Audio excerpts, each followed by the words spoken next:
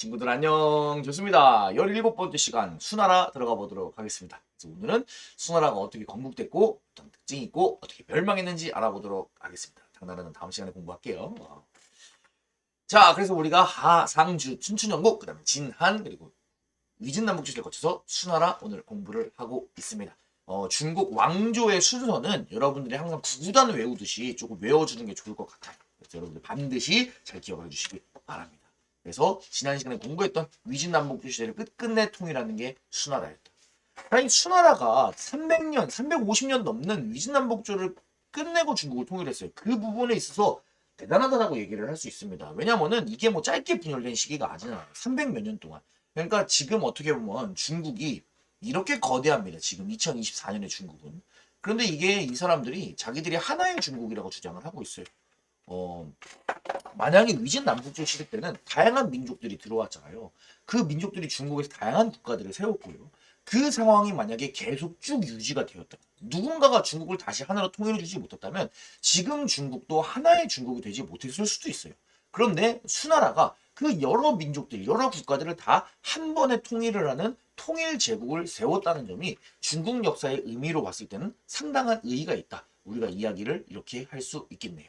자, 수나라를 건국한 사람은 우리가 누구라고 부르냐? 수문제라고 부릅니다. 한 무제처럼 역시나 문제는 황제의 시호예요. 이름은 아니라 우리는 이 사람을 그래서 수나라의 문제다 라고 해서 수문제라고 부릅니다. 자, 교과서에는 이런 말이 나와요. 수문제가 토지제도와 군사제도를 정비해서 국가의 재정과 군사력을 강화했다. 뭐 이런 이야기들이 있는데요. 이게 무슨 이야기냐면은 위진남북조 시를 겪으면서 각 국가에서 여러 가지 정책을 실시를 했을 거예요.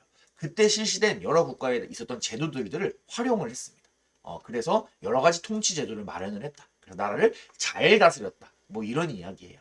참고로 수 문제가 이때 만들었던 통치 제도 이런 것들이 나중에 우리가 다음 시간에 배우겠지만 당나라 율령 체제가 딱 완성되는데 큰 기초가 되기도 했습니다.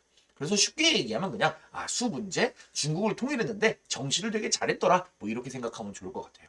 이 사람 개인적으로도 상당히 검소합니다. 사치하지 않고요. 그 다음에 백성들을 굉장히 사랑하는 그러한 성격을 가졌대요. 그래서 중국인들이 가장 존경하는 그런 황제 베스트 안에 들어가는 인물이 수문제입니다. 자, 수문제의 업적을 우리가 자세하게 알아야 되는 건 딱 하나 정도만 기억하면 될 것 같아요. 중학생 수준에서는요. 무엇이냐? 바로 과거제입니다. 여러분 과거시험이라고 하는 말 들어봤을 거예요. 관리를 뽑을 때 시험으로 뽑는 과거제도가 수나라 때 시작이 된 겁니다. 자, 시험으로 뽑는 거 뭐랑 달라요? 맞아요. 위진남북조 시대 때 국품중정제, 추천으로 뽑는 거랑 다릅니다. 추천으로 뽑으면 어때요? 문벌 귀족들, 호족들이 그것을 독점함으로써 문벌 귀족의 힘이 굉장히 강해지는 그런 부작용이 있었잖아요. 그런 문벌 귀족들을 견제하기 위해서 이제는 시험으로 관리를 뽑는 과거 제도가 실시된 겁니다. 물론 문벌 귀족을 완전히 누르지는 못합니다. 이때 하지만 문벌 귀족을 견제하는 효과는 어느 정도 있었다. 우리가 이렇게 정리를 할 수 있겠네요.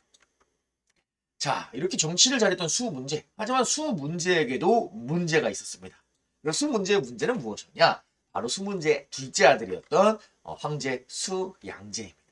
자, 수양제는 중국 역사에서 희대의 패륜아이자 암군. 암군은 훌륭한 임금인 성군의 반대말이 암군이에요. 희대의 패륜아이자 암군으로 꼽히는 아주 나쁜 인물입니다.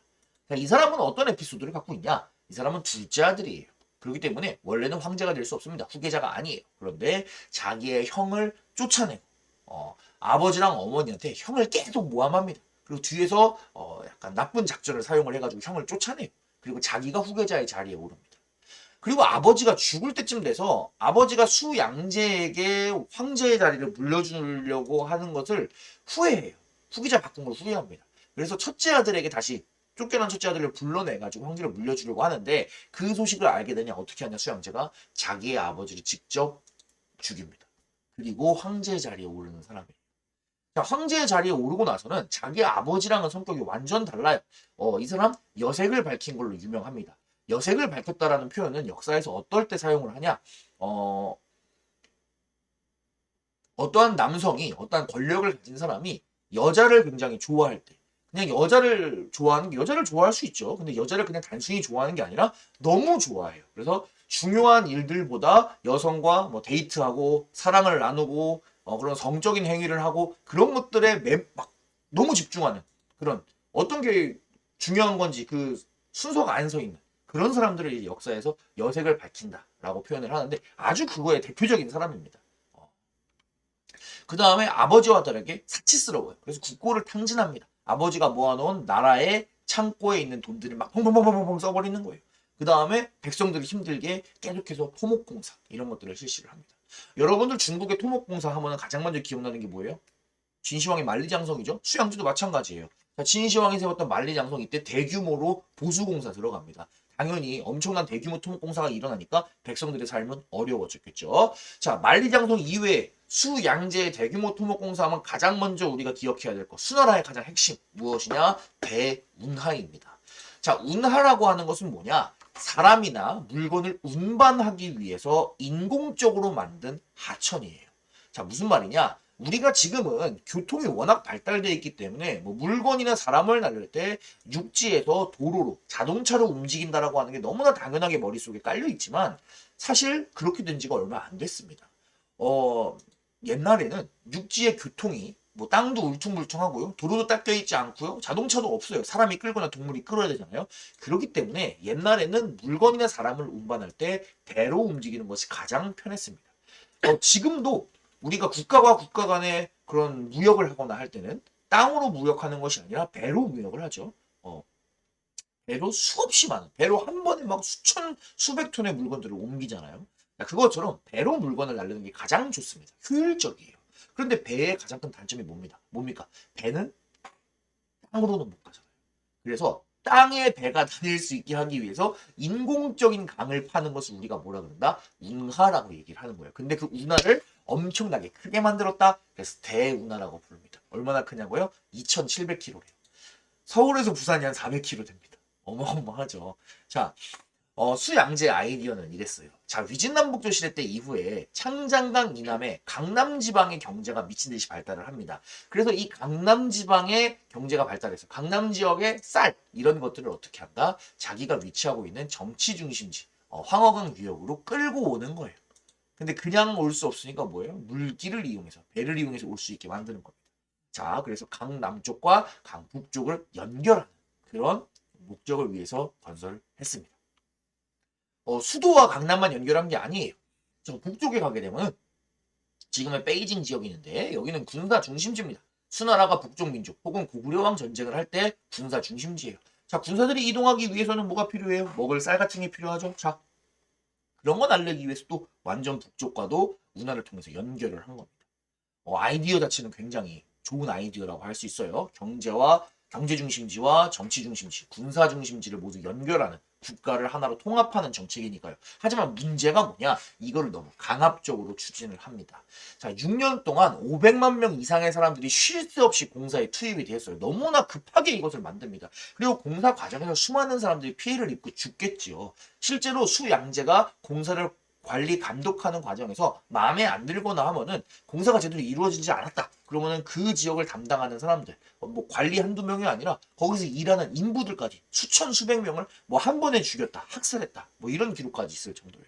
그리고 이 대운하를 완공한 다음에는 운하를 이용해서 막 강남쪽, 강북쪽으로 호화로운 자기 여행을 떠나기도 했다고 해요. 그러니까 백성들이 얼마나 힘들었겠습니까? 황제가 이 먼 쪽까지 남쪽까지 여행을 오면은 이 동네에 있는 사람들은 다 어떻게 했어요? 황제를 막 모시기 위해서 엄청나게 많은 에너지와 돈과 시간과 이런 것들을 투자해야겠죠. 또 마음에 안 들면 또 어떻게 해서 막 벌도 주고 그랬을 겁니다. 대운하를 건설한다는 생각 자체는 나쁜 생각은 아니에요. 좋은 생각입니다. 대운하를 통해서 남북을 연순결을 할 수도 있었고 지금도 실제로 대운하가 남아있어서 중국의 일부 지역에서 사용되고 있어요. 하지만 문제는 뭐다? 너무 급하게 추진하고 백성들을 괴롭혔다는 겁니다. 자, 수양제의 또 하나의 잘못된 점 무엇이냐? 고구려 쳐들어옵니다. 고구려 원정이라고 불러요. 자, 수양제는 대충 3차례에 걸쳐서 고구려를 침공을 합니다. 하지만 모두 실패해요. 심지어 1차 침입 때는 고구려를 쳐들어가는데 100만 명 이상의 군대를 한 번에 동원합니다. 113만 명 정도라고 우리가 흔히 얘기를 하는데 이 정도가 어느 정도 규모냐면요. 2024년 그러니까 이때가 600년대 정도거든요. 그러니까 1400년 뒤인 2024년 대한민국의 육군, 해군, 공군 다 합치면 한 55만 명 정도 돼요. 근데 이때 100만 명 이상의 군대를 한 번에 동원했다는 거예요. 이거는 인류 역사상 그 전에도 없었고 그 뒤에도 없는 일입니다. 100만 명 이상의 군인들이 한 번의 전쟁에 동원되는 거는 1914년에 1차 세계대전이 유럽에서 벌어지기 전까지는 없었던 일이에요. 그러니까 뭐 한 2000년 기준으로 했을 때 베스트 기록이죠. 정말 대단합니다.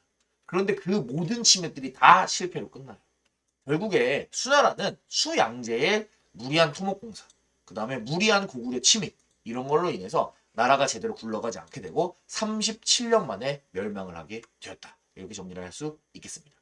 자, 수나라. 오늘은 내용이 많지가 않았네요. 수나라는 중국을 재통일했습니다. 두 명의 황제를 살펴보았어요. 수문제와 수양제였네요. 수문제는 시험으로 관리를 뽑는 과거 제도를 실시를 했고요. 수양제는 대운하를 건설하고 무리한 고구려 정벌을 추진을 하다가 나라를 멸망으로 이끌었다. 이렇게 생각하시면 좋을 것 같습니다.